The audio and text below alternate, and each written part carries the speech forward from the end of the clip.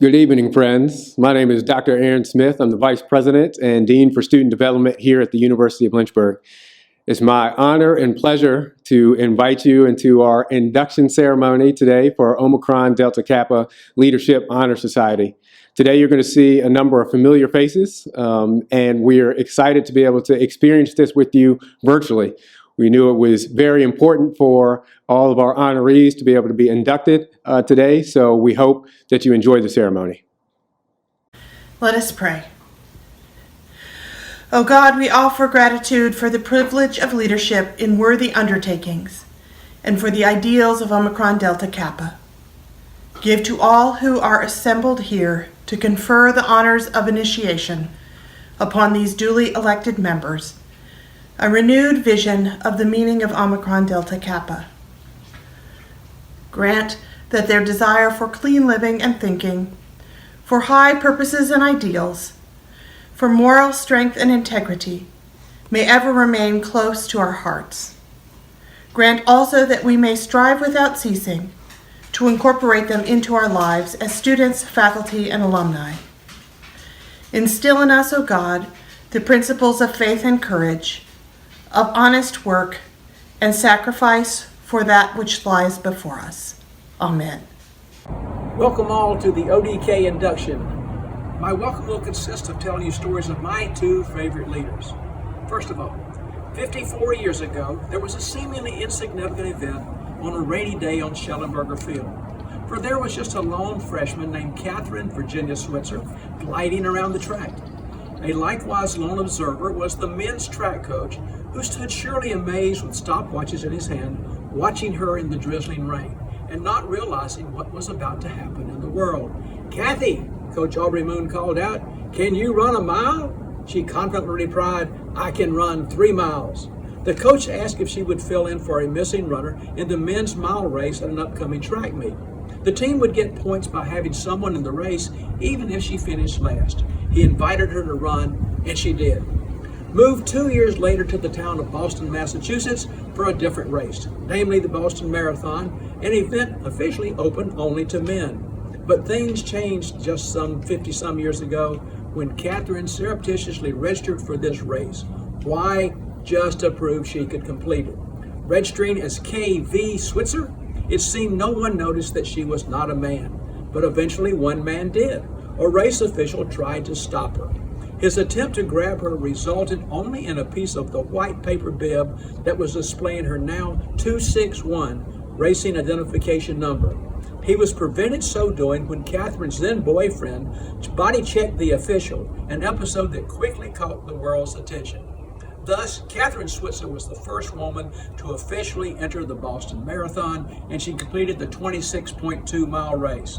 Later, her efforts, with the support of the Avon Corporation, resulted in the addition of the women's marathon into the Olympic Games and opened up women's sports to the entire world. Second person. We were founded in 1903 by Josephus Hopwood, who was a minister in the Christian Church Disciples of Christ, and with his lovely wife, Sarah Lou Hopwood, they founded this institution. Dr. Hopwood had a history some 40 years prior to his coming to this campus. In fact, he fought in the Civil War in the Company L, 7th Regiment, Illinois Cavalry, was twice captured by Confederates and once held captive on Belle Island near Richmond. One of his captures occurred because he happened to come upon a wounded Union soldier. He dismounted his horse and helped the wounded man up into the saddle, and that's when the Confederates captured him. We are all in this room today because of that sequence of events, because during his capture, Hopwood noticed that his captors could neither read nor write, which eventually led to his role in the founding of Virginia Christian College, whose name was changed 16 years later to Lynchburg College, and which evolved 99 years later into the University of Lynchburg. But I have to mention one other individual leader, and that was Cary Brewer, who was the 7th president of Lynchburg College. He was a student government leader, but went on to Harvard University, where he got his doctor's degree. While at Harvard, he met another student named John Fitzgerald Kennedy, who had also the opportunity to be a president and became the president of the United States. President Kennedy invited Cary Brewer to become his director of FEMA, basically the FEMA organization, which is the group that takes care of providing all these extra pieces of equipment and needed things during this particular crisis we're in. And then when President Kennedy was assassinated, Carrie Brewer came back to this campus and became its 7th president. So you notice when things happen that are bad sometimes, wonderful things can happen as a result. We have a pandemic right now. We're going to have some great things that are going to come out of this because many of our alumni are going to end up doing some very wonderful things. So welcome all to the ODK Induction. Thank you for being here today. It is now my honor and pleasure to introduce today's speaker. Nancy Hubbard is Dean of the University of Lynchburg's College of Business. Previously, she worked as a professor at Goucher College and Oxford University in the United Kingdom. She is an international professor at the University of Aix-Marseille in France and is a fellow of the Royal Society of Arts, Commerce and Manufacturing in the UK. Before returning to academia, Nancy has held a variety of jobs, including a sports television producer, a small business owner, and a strategy and change manager consultant. She has worked in over 30 countries around the world and lived on 4 continents. She wrote one of Europe's best-selling acquisition books, Acquisition: Strategy and Implementation. It was called an excellent book by Ambassador Magazine and an indispensable handbook by People Management Magazine. Her latest book is Conquering Global Markets, Secrets from the World's Most Successful Multinationals. It was published in English and in Japan, where it was a best-selling business book. Nancy did her undergraduate business degrees at Georgetown University and her master's and doctorate of management from the University of Oxford. A fact that most people don't know about Nancy is that she is so dyslexic that she cannot read from a script and speak at the same time. Hence, you will have a different kind of a talk today. Welcome, Dr. Nancy Hubbard. Good afternoon, everyone. I'd like to start by saying how honored I am to get to speak to you about leadership. Dr. Guerin's kind introduction does point out that I am dyslexic, and because of that, I'm not going to be reading a speech to you, but more giving you a talk. Before I start, I'd like to start out with my definition of leadership. Dwight D. Eisenhower phrased it very well when he defined leadership as the art of getting someone else to do something that you want done because he or she wants to. Another way to define leadership is the relationship between those who aspire to lead and those who choose to follow. By virtue of you all being here, you are all already leaders. I want to try to give you some insight into how to take your leadership to the next level. And I'm going to do that by looking at the research of 2 academics, James Kouzes and Barry Posner. Kouzes and Posner have spent their careers examining leadership. They have focused not only on leadership, but on an area of work that I will call fellowship, or those who choose to follow. Remember, choosing to follow a leader is a choice. Over a 30-year career, they asked over 75,000 people what were the 7 top characteristics those people looked for and admired and would willingly follow in their leaders. The first 3 characteristics that people want in their leaders were far and away the most often cited, at double the other characteristics. People want leaders who are honest, forward-looking, and competent. The next 7 characteristics cited were all about the same amount of citations and were, again, ahead of the next nearest cites. They are inspiring, intelligent, fair-minded, broad-minded, supportive, straightforward, and dependable. I won't have time to talk about all of these, but I think the top 3 deserve a little more clarity. Employees want their leaders to be honest with them, first and foremost. And in fact, 90% of people cited that amongst their 7 characteristics. Tell people the truth. Be compassionate and professional in the way you do it, but don't lie. If you do that, teams will spend less time on politics and less time on gossiping and rumors. Honesty builds believability, and believability builds trust, and trust is the foundation for a high-performing team. The second most cited characteristic is being forward-thinking. Now, every job has a degree of firefighting in it, some jobs more than others. But in addition to firefighting, leaders are asked to be forward-thinking, having a plan. If you use an analogy of a ship, the crew of the ship wants the captain to have a plan. They want the captain to know where they are going and having a route for getting to their destination. There's an old expression, if you don't know where you're going, chances are you're already there. No one likes to work aimlessly. Yes, there will be detours and there will be times that you have to double back, but at least you're going where you need to be going in the right direction. The third most quoted characteristic that people want in their leaders is for that person to be competent. Now, there are two elements of being competent. One is being competent at your job, and the other is being competent at leading other people in their jobs. And they're very, very different skills. Doing both is a lot harder than it looks. And there is nothing more demoralizing than thinking your boss is an idiot. And I had that happen to me early on in my career. And an inept boss creates a sense of lack of confidence, both in them and any plan that they develop. So if they're developing a plan, people don't have the confidence in the plan because their boss is inept, even if the plan is a fairly good one. It undermines the team's effectiveness in this situation. Another issue is the concept of aspiration. Part of being a senior manager's job is to be an inspiration for younger managers. No one looks up to their incompetent boss and says, boy, I just want to be like that incompetent boss when I move into a higher leadership role. Aspiring people will not stay around and work for incompetent bosses. They have other options and they'll take those other options. And then the team becomes dismantled. And I also look at aspiration as a good thing. You want people who are ambitious and aspire to higher position because it means they're trying hard and they'll continue to try hard into the future. Now, all of these characteristics, the 10 I mentioned earlier, are related.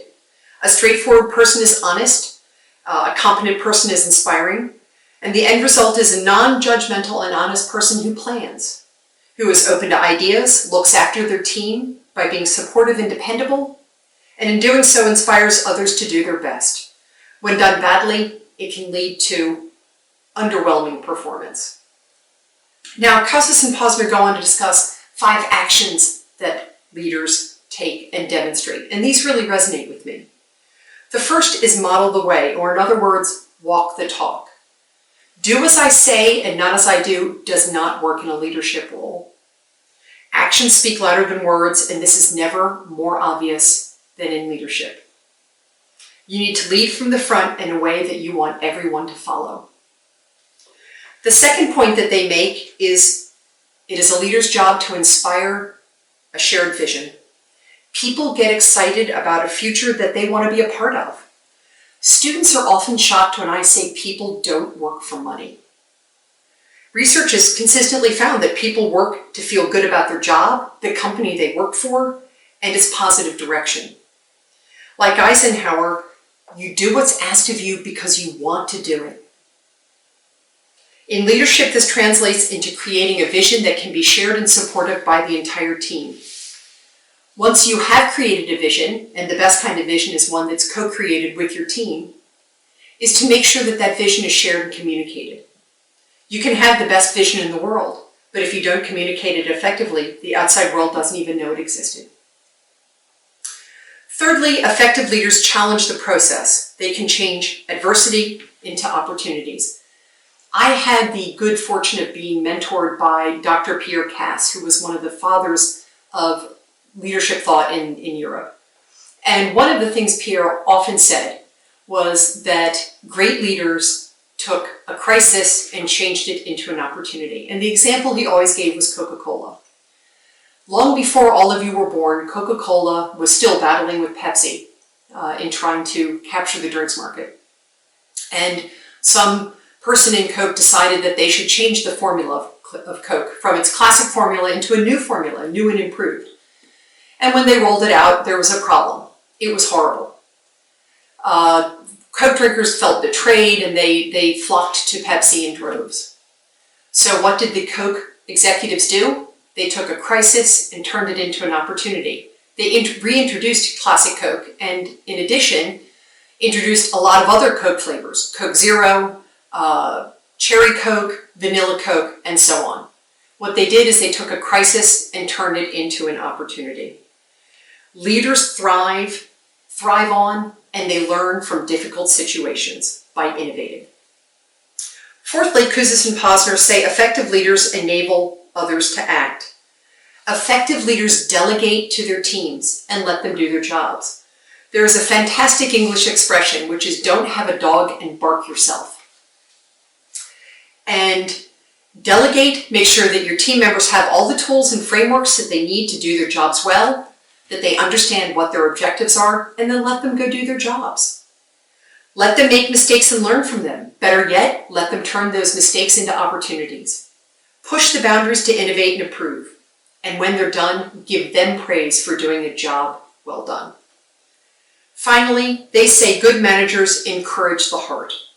We are so fortunate in the work that we do that people view it as a calling. We get to do what we love every day. In the College of Business, there isn't a single person there that couldn't go get a job in industry that pays 2, 3, 4 more times what they earn in the College of Business. But they all choose to be a professor for a reason. In my case, I was a single parent and I had 2 small children at home, and I couldn't go out consulting and be on the road with small children at home. Now that the kids are gone and grown up, I can't imagine going back into consulting where I'd be on the road 80% of the time living in a hotel room alone. Instead, I get to come to work every day and hang out with college kids all day long, and I get paid to do that. Remember, people don't work for money. There's another great expression. If you love what you do, you will never work a day in your life. Find your passion and then make that passion for your job contagious to all of those around you. Let me finish with a few thoughts of leadership that I wish I had known when I was young and starting out. And believe me, I was young once. It was a long time ago. The first is there's no such thing as a natural-born leader. Leadership is learned. It is a skill that is honed over time and with practice. Just like a baseball pitch, taking someone's blood pressure, or mastering Excel.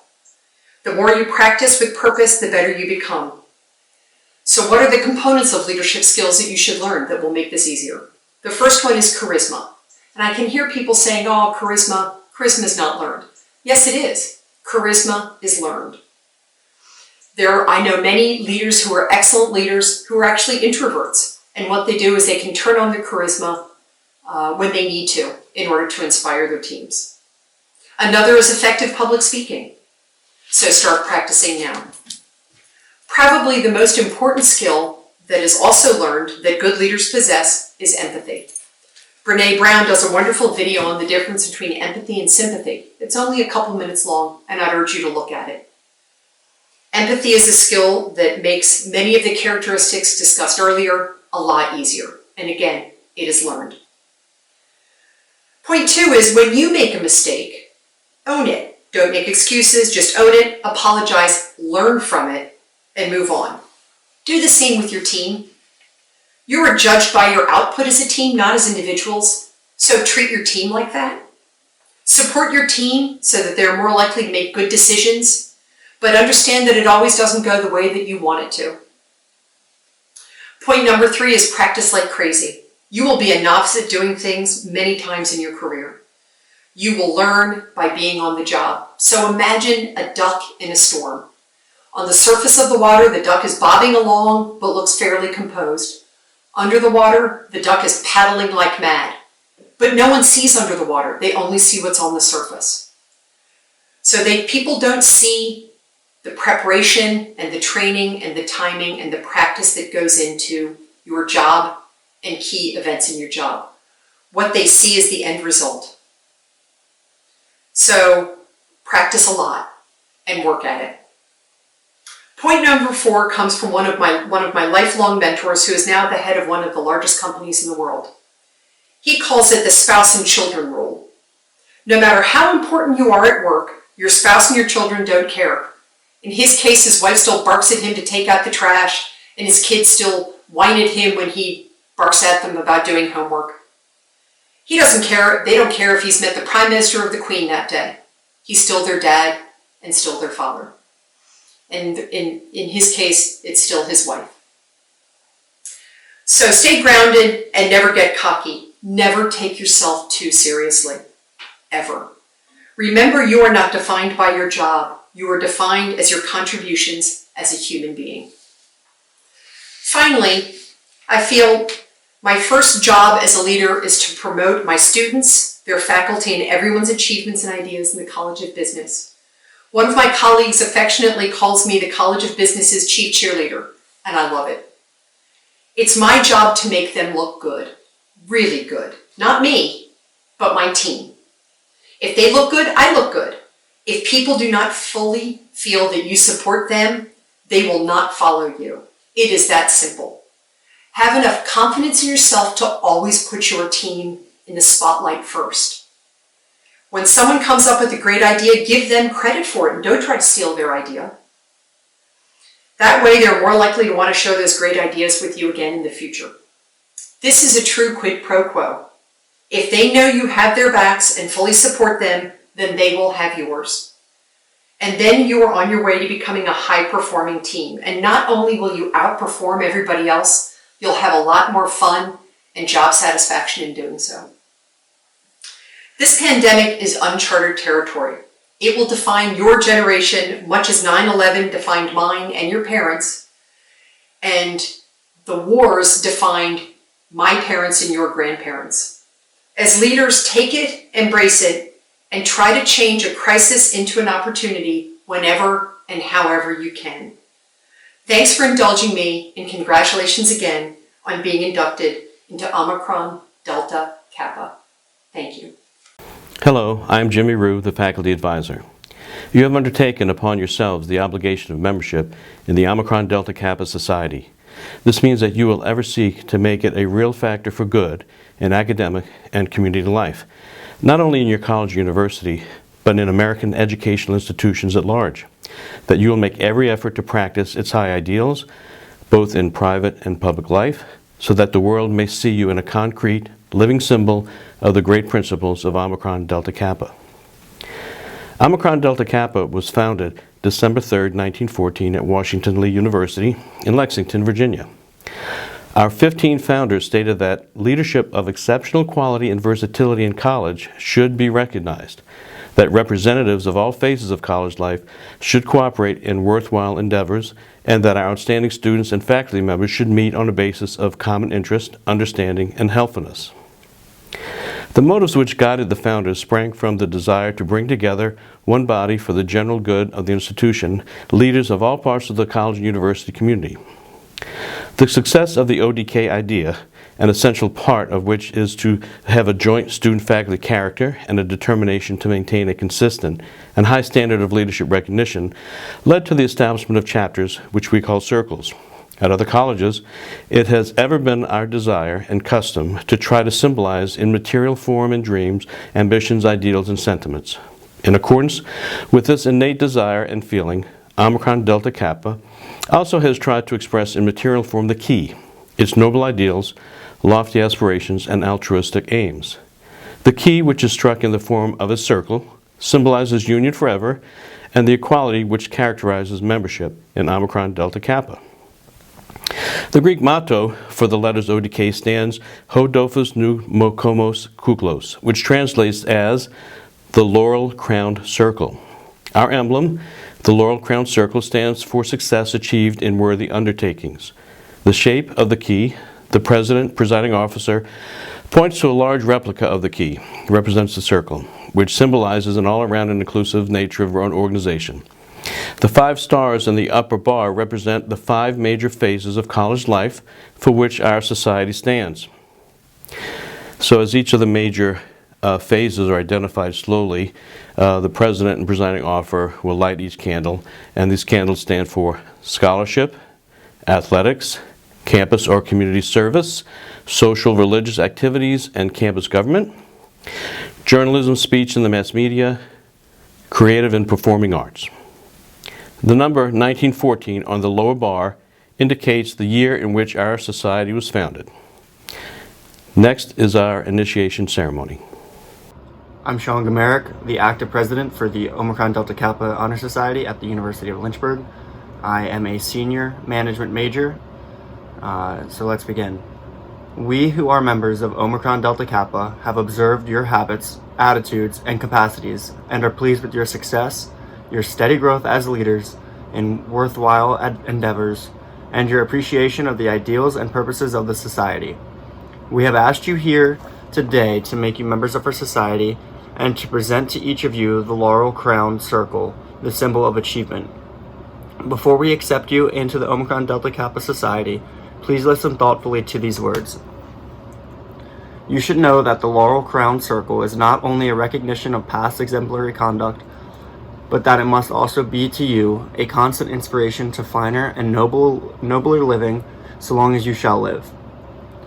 You should know that the Laurel Crown Circle is not only a recognition of past loyalty to all good works, but that it must also be to you a constant inspiration to unselfish service to the society, to the University of Lynchburg, and to your vocation, and a lifelong reminder that if greatness is to be achieved, one must serve. You should know that the Laurel Crown Circle is not only a recognition of past achievement, but that it must also be to you a constant inspiration to spend the rest of your days climbing higher and yet higher, ever remembering that death comes apace, and that the longest span of human life is all too short for the completion of the tasks that lie ready to our hands.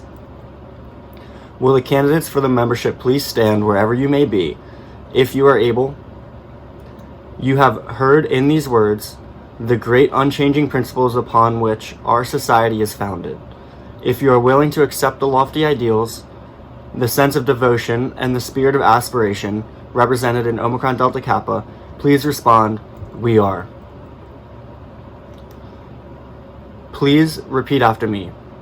In the presence of the circle here assembled,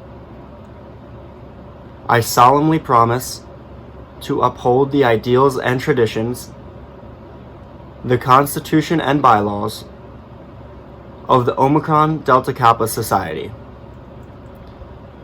and to support in loyal service its local and national officers, to participate in its meetings, ceremonies, and initiatives, and to diligently foster lifelong leadership. Congratulations, you may be seated. You have undertaken upon yourselves the obligation of membership in the Omicron Delta Kappa National Leadership Honor Society. This means that you will ever seek to make it a real factor for an academic and community life, not only at the University of Lynchburg, but in American educational institutions at large. That you'll make every effort to practice its high ideals, both in private and public life, so the world may see you as a concrete, living symbol of the great principles of Omicron Delta Kappa. You've been chosen for membership in our circle because of your loyalty and devotion to the University of Lynchburg and to the things that are fine and true in life. I will now read the names of the newest members of the University of Lynchburg's Omicron Delta Kappa National Honor Society Leadership Circle. Jyoti Agarwal, Jacelyn Amato, Jacqueline Amato, Caitlin Barber, Craig Allen Baumgartner, Katie Lynn Bradley, Jenna L. Bryant, Flynn Christian, Ren Cleary, Maya Kaufman, Madison Collins, Alyssa B. Compton, Amanda Dawn Croce, Catherine Claire Duncan, William Fowler, Rachel Garnett, Jennifer A. Gibson, Matthew Gillett, Kendrick J. Goldman, Aaron Green, Shannon Genevieve Green, Skylar Gum, Joseph Michael Hamer, Tiernan Harcourt Brooke, Kristen Harkins, Danielle Hersberg, Catherine Mary Highsmith, Dr. Nancy A. Hubbard, Beatrice Kelly Russo, Charlotte Kruger, Justin Matherly, Leanne N. McCormick, Kevin A. Moran, Claire Julian Needham, Ashley Elizabeth Parham, Neerali Ganpat Patel, Ryan Paxton, Nicholas Preckle, Angela Ramsden, Casey N. Reber, Sarah Catherine Ridgway, M. Candacia Rodriguez, Sierra Lynn Sipes, Howard Anthony Smith, Lauren Stanford, Madeline Stewart, Erica Marie Terry, Ethan Stancil Walton, Jenna Elizabeth Wilkinson, and Matthew Derek Wright. As newly inducted members of our society, you have taken upon yourselves the obligation of membership. As we conclude this ceremony and leave this virtual place, take with you and incorporate into your daily lives the ideals of excellence in leadership and service that we have affirmed here today. Congratulations! We are confident that ODK will thrive here and help each of you as you continue in your leadership journeys.